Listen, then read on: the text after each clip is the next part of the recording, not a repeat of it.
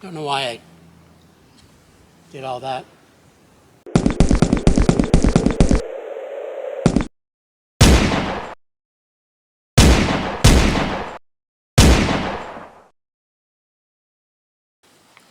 Hey, welcome and welcome back.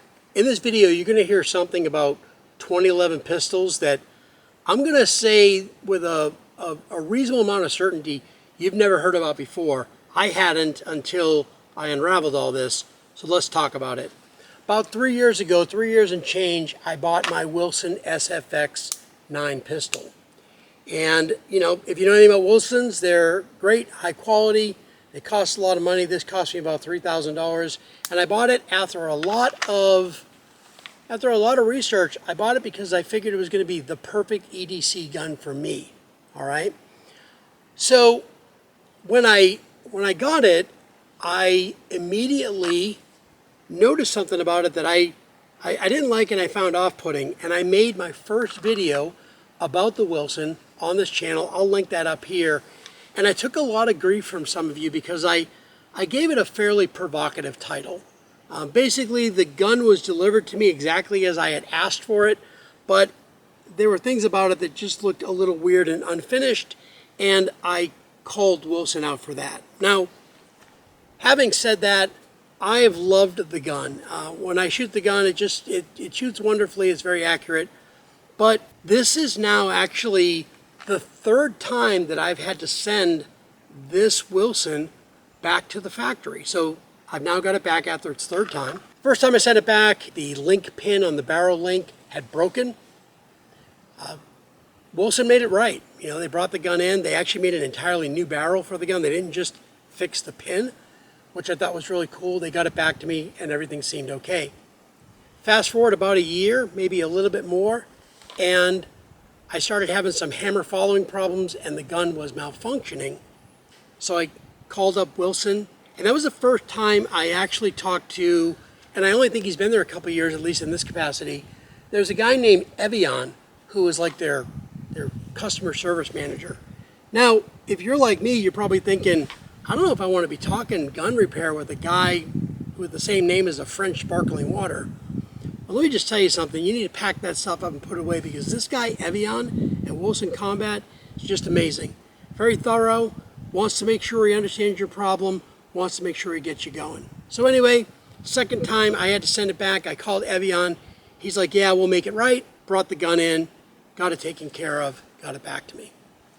Fast forward again about another year or so, and I'm at a competition and the gun is just jamming. In fact, I'll try to drop in some video of the gun malfunctioning on like the first stage in the match. So what do? I went home and I wrote a heartfelt letter to Wilson via their website. And I said, hey, this just can't go on. And from my perspective, you get this thing where it's like, I want the gun to work. I want the gun to be great because I paid a lot of money for it. Wilson didn't buy it for me or send it to me at some huge discount or whatever. I paid retail for the gun and I want it to work. And if it doesn't work, if it's not going to work reliably, I can't carry it on my hip as I go about my day because I need to have total faith in it. And right now, unfortunately, I don't have total faith in it. I haven't shot it since it's come back.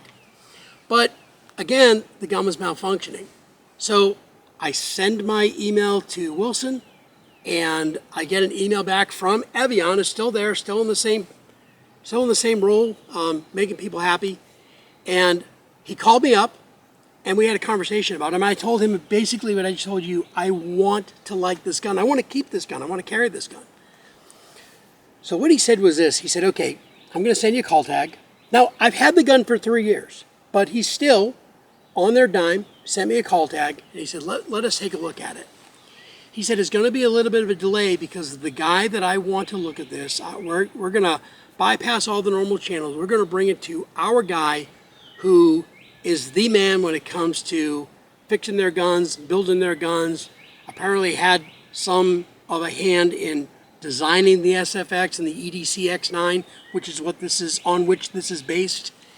And he's like, I'm going to have that guy take a look at it. I said, okay. Fast forward, Evian calls me a couple weeks later, maybe about 3 weeks later. He's like, I have a question for you.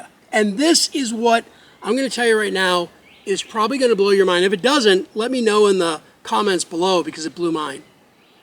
He said, hey, my gunsmith took a look at this. He saw some things and he has one question for you. And I said, what's that? He said, are you left-handed? And I was rocked back because I am left-handed, right? Left hand, left side, right? In fact, this gun, and by the way, it's cleared. They were cleared before we even got on camera, but let me just show you that again, right?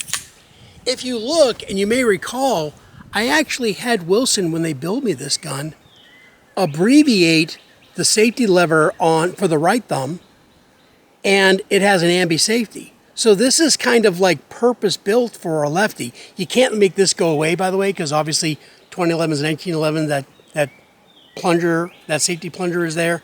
So this can't go away, but you'll see it's abbreviated because it's meant to be used primarily with the left thumb. And that was just a little detail thing that Wilson did for me. So, but yeah, so I'm like, I am left-handed. What could that possibly have to do with anything? And Evian went on to explain to me, he said, especially in 2011s, these are his words, not mine.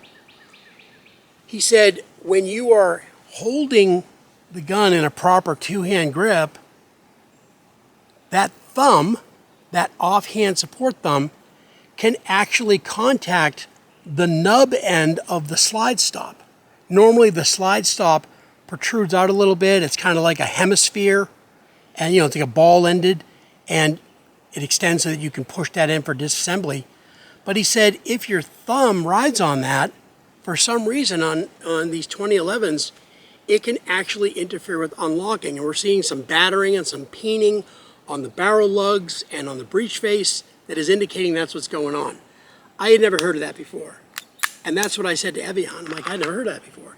He said, yeah, in fact, when the FBI went out and they published the specifications for their hostage, HRT guys, right, their hostage rescue team, one of the things that they actually specified was that nub end that pokes through the receiver not exist. So I said, all right, well, what do we do? He said, well, with your permission, we're going to do that to your gun. And again, let me just hope that you can see it here. But you'll notice that now it is actually flush. So what they did is they went in and they did a little bit of machining on that, and they had to do some other stuff, and then they refinished everything. So it looks like it was made to be that way. I was going to say it looks factory, but the factory did this, so it is factory. But so he said, believe it or not, even that small amount of drag can affect the gun unlocking and cycling, and that's what we think is going on. So I said, okay, let's make it happen. They fixed it, didn't charge me a dime.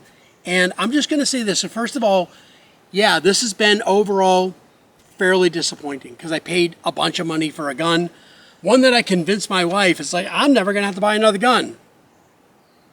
But, I meant it at the time. So, but certainly not another primary carry gun. And for me to take all that money, for me to take my credibility and put it on the line along with, 3 bands, as the kids say today, then, and then for it not to work is really, really disappointing. What doesn't disappoint me, what hasn't disappointed me, is Wilson Combat's responsiveness and willingness to solve the problem and not put the blame on me. I will say I've had the opportunity to send firearms back for service to other places, and I'm telling you, any of the big names out there, right? I'm going to call out one of them, even though I love them as a company, Smith & Wesson. If you have a pistol that doesn't work and you send it to Smith & Wesson, they're going to fire it about 5 times, and if it works, they're going to box it up and send it back to you and say we couldn't find anything wrong with it.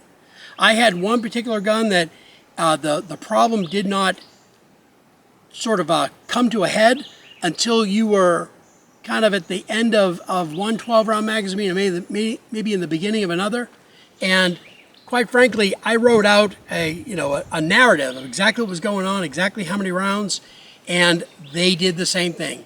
They brought it to the range. Some tech fired it probably 5 or 6 times, said the gun worked, boxed it up, and sent it back to me. Then, of course, I had to send it back, and, you get all that, right? So Wilson has been exemplary from that perspective. And I'll go so far as to say that even though right now, or at least until now, because we're going to shoot here in a second, the Wilson experience from the perspective of the product working as flawlessly as I expect it should hasn't been my experience. Everything else has been perfect. If you have a gun from them that works, you're going to have a great experience with everything else, because everything that they've been doing is top notch, with the exception of this gun not working as it should. So this is what we're going to do. We're going to load this up. We're going to put a bunch of rounds to the gun. We're going to use a mixture of both range ammo, what I do when I shoot my IDPA matches, and then I also have 2 magazines of my Golden Saber, Remington Golden Saber, which is one of my carry rounds. So even though it hurts to send a dollar down range every time you pull the trigger, we're going to put 2 full magazines of the Remington Golden Saber through there, and we'll just kind of see how it works. Now, is this going to be a definitive test? Is this going to be all I do before I start carrying this again? No, I'm going to have to put a lot more rounds through it and make sure that I'm comfortable. And I'll be honest with you, the jury's still kind of out, so it's kind of hard to carry a gun that you're not 100% certain on. But let's go and see what we got from our Wilson, and let's see what works, and we'll just kind of go from there. In order to make sure that it's not just me being static, I am going to throw on a shot timer. I'm going to do some, just some draws on the beep, engaging the target, not trying to break any records. I just want to subject the gun to more real-world operation. 115 grain, and this is going to be the Select, what do they call it? Something Competition Select from Supervel.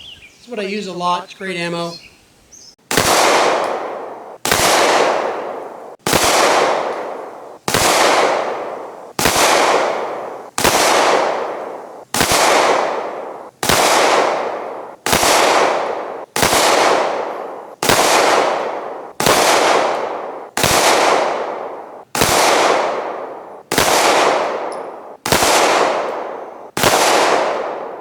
Well, it worked, and maybe I'll show it afterwards, but yeah, it knocked the center out of the target. Couple of flyers, they were absolutely my fault. Everything seems to be going good. Let's go ahead and get the shot timer out. We'll just do some draw and fire stuff. All right, not going to beat the clock, not going to set any records. We're just going to go ahead and just do some controlled pairs on the beep.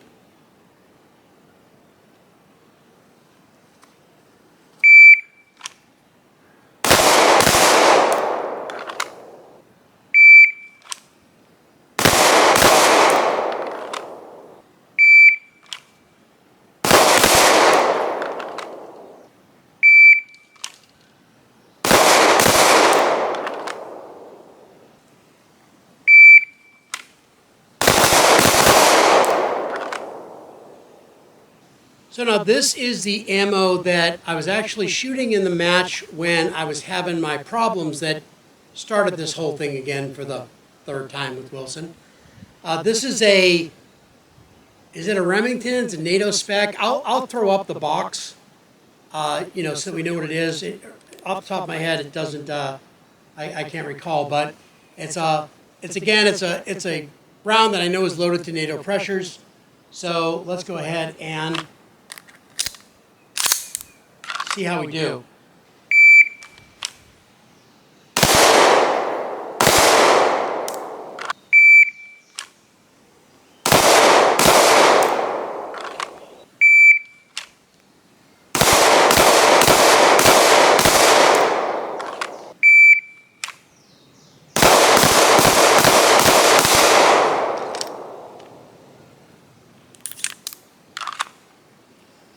All right, so acid test number 1 worked out okay.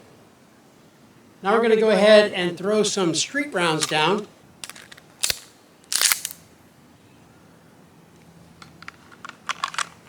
Don't know why I did all that.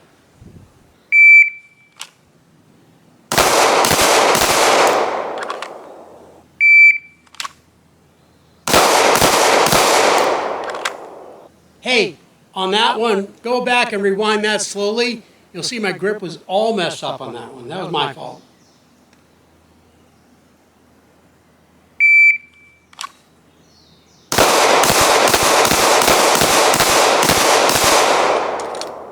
The gun seems to be working fine. In all fairness to Wilson, I got it back. And by the way, I will say when I got it back, the first thing he did when I picked it up is what? I cleared the gun. And when I cleared the gun, I noticed that it actually seemed like it was, just a little slicker, right? So I don't know what they did.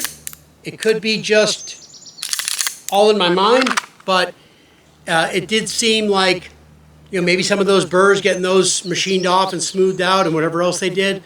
But the gun definitely felt slicker right out of the box, kind of like when it was new. Again, in all fairness to Wilson, I did just take the gun apart and just give it a good once-over, and then I lubed it with the Optilube, or whatever it is they call you, that they send you with your gun. I bought that stuff. You know, I've replenished that myself because I just think it's a really good gun lube. So, but now here's the question for you. So this gun has been back 3 times. One time, something broke the pin. Another time, we don't know what was going on, but they had to go in and I don't even know what they did. But then this 3rd time, they sort of diagnosed the problem. I'm a lefty. There was an underlying design challenge, I guess, with 2011s, not specific to Wilson, that they said is a problem, or was a problem. They corrected that free of charge, and now I've got the gun back. I put a couple of magazines of reloads through it. I put a magazine of sort of that acid test flat front NATO pressure that tied the gun up in the first place, and then I just put a magazine of Remington Golden Saber, which is one of 2 carrier street rounds that I carry in the gun. I'm going to put a bunch more rounds through. I'm not going to bore you with you sitting here to watch me shoot, you know, round after round, because that's not really fun. But I want to know your thoughts in the comments, you know, based upon the fact that we got what I think is a really good response, a really good analysis and correction of the problem that, to be fair, maybe could have been caught before, but it wasn't. But seems like we got that now. And with the gun having received that care, the little fix that they made of it, and what we've done here today, my question to you, and again, I'd love to see your answer in the comments, would you feel okay putting this firearm on, carrying it in a civilian EDC role, self-defense, protection of yourself, protection of others? Let me know your thoughts. That's really what I have for you today. This is Jerry Nines. We'll see you in the next one. And as always, God bless America.